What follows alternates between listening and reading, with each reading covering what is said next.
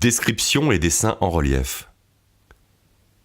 Troisième journée de formation art contemporain et déficience visuelle réunissant une vingtaine de personnes. Professionnels de l'IJA, du LMAC, personnes non-voyantes et malvoyantes. La journée se déroule à Cajarc. Les thèmes de travail de cette journée, le dessin en relief et la description, sont travaillés à partir de l'exposition de Muriel Rodolos, présentée à la Maison des Arts Georges Pompidou. Table ronde sur la description, Céline Barbancet, enseignante spécialisée.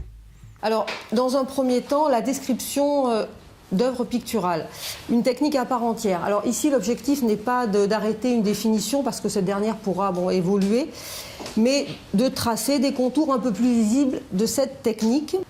Attention, lorsqu'on décrit à ce qu'on appelle l'oculocentrisme. Ce n'est pas forcément ce qui attire l'œil en premier qui permettra la réalisation d'une bonne représentation mentale. L'art contemporain et la déficience visuelle, c'est un petit peu le choc culturel, deux langages très différents qui se rencontrent, le langage de la représentation mentale et le langage, comme on l'a vu, du concept, de l'abstrait. Donc un peu un choc culturel, d'où la nécessité d'une collaboration étroite. Chacun des partenaires ne travaille pas chacun de leur côté, mais vraiment ensemble. Nathalie Muraté, animatrice socioculturelle, présente un travail d'adaptation réalisé pour une exposition antérieure. Des photographies montrent tour à tour une personne touchant une sculpture, une personne touchant le dessin en relief d'un tableau, différents espaces de l'exposition Cadavres exquis. Donc l'idée c'était de fournir une exposition accessible, en tout cas au maximum de personnes déficientes visuelles. Donc les cadavres sont exquis, c'est une exposition où il y a autant d'œuvres que d'artistes. Un artiste répond à un autre artiste et ainsi de suite, et ça constitue une histoire. Donc cette histoire alterne texte, image, et l'un répond à l'autre. Donc l'idée c'était que le visiteur puisse appréhender cette histoire-là. Julie Rouge, assistante de direction Fondation Espace Écureuil pour l'art contemporain. Quand on découvre une image, en tant que voyant, il y a une ambiance générale qui se dégage, qui est imperceptible, qui est en un coup d'œil, en un clin d'œil, et comment essayer de transmettre cette idée générale qui n'est pas liée forcément aux mots, et cette espèce de part indicible. Julie va s'occuper de la dimension artistique et nous davantage de la représentation mentale. Et c'est de faire cohabiter ces deux métiers pour en fait que le rendu soit optimal. C'est que, parce que donner qu'une représentation abrupte d'une chose, on peut perdre la dimension un peu artistique. C'est vrai qu'à un moment donné, une interprétation, une ambiance, ça peut créer un déclic et ça peut rappeler à la personne déficiente visuelle qu'elle est face à une œuvre d'art. Plusieurs groupes travaillent des descriptions à partir de photographies d'œuvres de l'exposition de Muriel Rodolos, montrées au même moment à la Maison des Arts de Cajarc.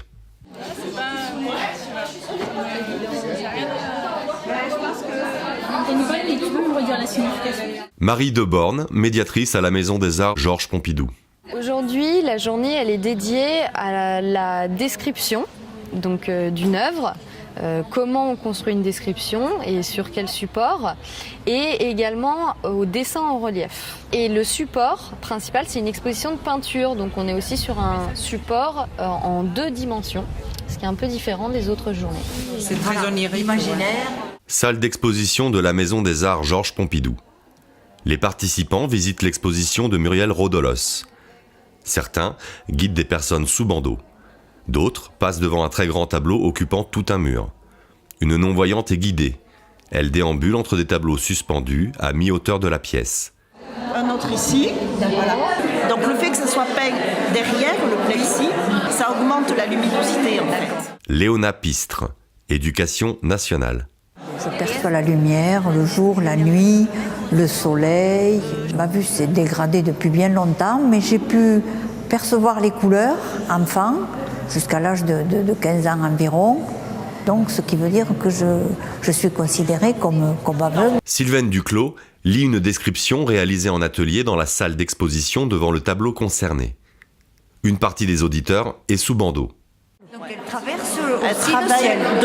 elles partent du sol jusqu'en haut. Pour ce qui est de l'outil de la description, donc il s'agit en fait d'analyser l'œuvre et donc préparer le terrain. Ensuite, une discussion qui va aller petit à petit vers le ressenti. Mais l'idée, c'est vraiment d'organiser une description verbale de manière à ce que la personne déficiente visuelle se fasse une image mentale précise. La peinture est divisée en 2 parties horizontales.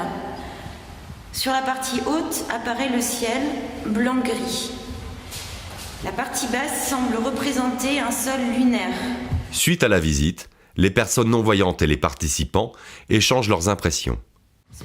Donc est-ce que quelqu'un veut commencer ? C'était presque décevant d'enlever le bandeau finalement parce que c'était agréable d'avoir sa propre image de l'œuvre. Enfin, voilà, on a eu des multitudes d'images. Voilà. Et pour rebondir, ce qui est intéressant, c'est quand on n'y voit pas, on va voir un tableau, eh bien, on l'imaginera, mais alors avec 10 descriptions, 10 fois différentes. Donc, chaque personne fait vivre le tableau à sa manière. Dans la peinture, moi je préfère la démarche du global vers le détail. Pourquoi on va du détail vers l'essentiel ? C'est tout simple. Vous avez une vision globale, vous avez un champ visuel, nous on a un champ tactile. Donc il faut commencer à prendre un objet, le parcourir du haut en bas pour le reconstituer. Mais le global et le détail, comme on l'a vu ce matin, est différent d'une personne à l'autre. Donc 3 descriptions me feront une bonne description. La priorité, c'est permettre aux déficients visuels de se représenter ce qui est exposé. Alors, la question de l'interprétation, l'historique de l'œuvre, les intentions de l'artiste, c'est pas la première des questions. C'est comment je vais pouvoir décrire cette œuvre, comment cette description va-t-elle pouvoir permettre à un déficient visuel de se représenter. Pour le dessin en relief, c'est un peu le même fonctionnement, même si du coup les éléments qu'on va garder sont pas forcément les mêmes que dans une description verbale, mais l'idée c'est vraiment de séparer l'œuvre en plusieurs plans, de gommer certains détails qui vont plutôt brouiller la compréhension de l'œuvre, ou au contraire de mettre en évidence d'autres détails qui vont être vraiment pertinents pour comprendre l'œuvre. Atelier autour du dessin en relief. Les participants sous bandeau expérimentent par groupe différents dessins en relief. Les personnes touchent des thermogonflages représentant des formes géométriques. Je t'en mets une devant toi, Lucie aussi. L'idée cet après-midi, c'était de pouvoir comprendre comment on adapte les dessins. Déjà, avec l'atelier, on voit aussi si on les adapte, parce qu'on s'aperçoit aussi que tout n'est pas forcément à adapter. Et on voit que quand c'est adapté, il faut une certaine méthode pour faciliter la lecture. Nathalie Bedouin, transcriptrice. Les lecteurs apprentis ont découvert que c'était extrêmement compliqué de se repérer dans les dessins sans avoir appris et sans avoir d'indication avant. Donc on voit le cheval, effectivement, la tête du cheval. Léona touche des dessins en relief représentant un cheval. Et ensuite, ici, c'est le cheval et son équipement. Oui. Dans le relief, moi j'aime bien plusieurs étapes. Décomposer la représentation en les contours, et après avoir plusieurs étapes pour recomposer successivement un tableau ou une forme.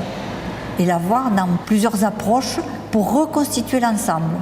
Parce qu'en fait, le déficient visuel, il va remonter du détail vers le haut avec le toucher, alors que la personne qui voit va utiliser son champ visuel. Le dessin en relief, c'est un outil qui peut être utile pour repérer des choses, pour donner des informations, mais pas tout seul, qui nécessite un accompagnement, une médiation, qui peut assez peu souvent être utilisé en autonomie par des gens qui viennent découvrir un musée ou des œuvres d'art. Des mains touchent des dessins de papillons thermogonflés.